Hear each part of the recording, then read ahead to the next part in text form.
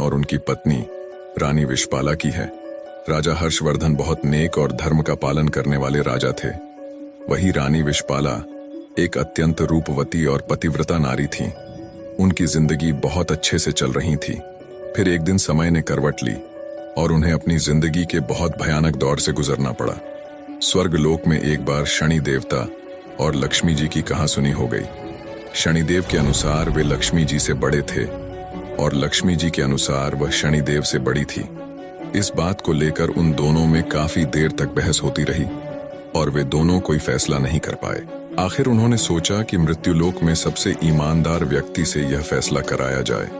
उन दोनों ने सोचा कि मृत्युलोक में प्रयागराज के राजा हर्षवर्धन के पास जाया जाए।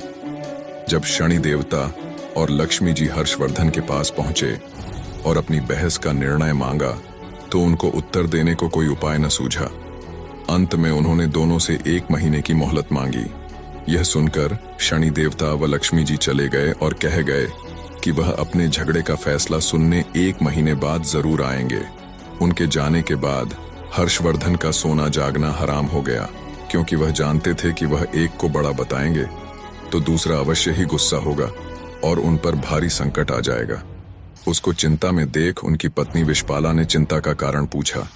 जब हर्षवर्धन ने सारा हाल कह सुनाया तो उनकी पत्नी विशपाला बोली कि आप एक चांदी का और दूसरा सोने का आसन बनवाइए।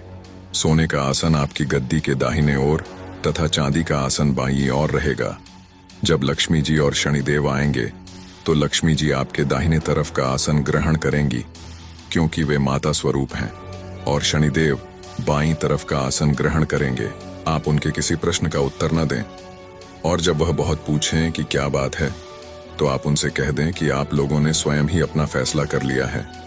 1 महीने बाद जब लक्ष्मी जी और शनिदेव आए तो वैसे ही हुआ जैसे रानी विशपाला ने कहा था। लक्ष्मी ने दाईं तरफ सोने का आसन ग्रहण किया और बाईं तरफ शनिदेव बैठे। जब उन्होंने फैसला मांगा और अत्यधिक जोर दिया तो राजा ने वही उत्तर दिया जो रानी ने बताया था। यह सुनकर शनिदेव गुस्सा होकर चले गए। लक्ष्मी जी ने जाते जाते हर्षवर्धन से कहा कि संकट तो जरूर आएगा, परंतु मैं तुम्हारे साथ हूं। जल्दी ही शनि देवता के प्रकोप से प्रयागराज में बहुत भयंकर अकाल पड़ा। लोग भूखे मरने लगे। यह दशा हर्षवर्धन से देखी न गई। कोई उपाय न मिलने पर आखिरकार लगभग 1 साल के बाद उन्होंने अपने राज्य को त्यागने का निश्चय कर लिया। एक रात को वह अपनी पत्नी के साथ राज्य को छोड़कर निकल पड़े।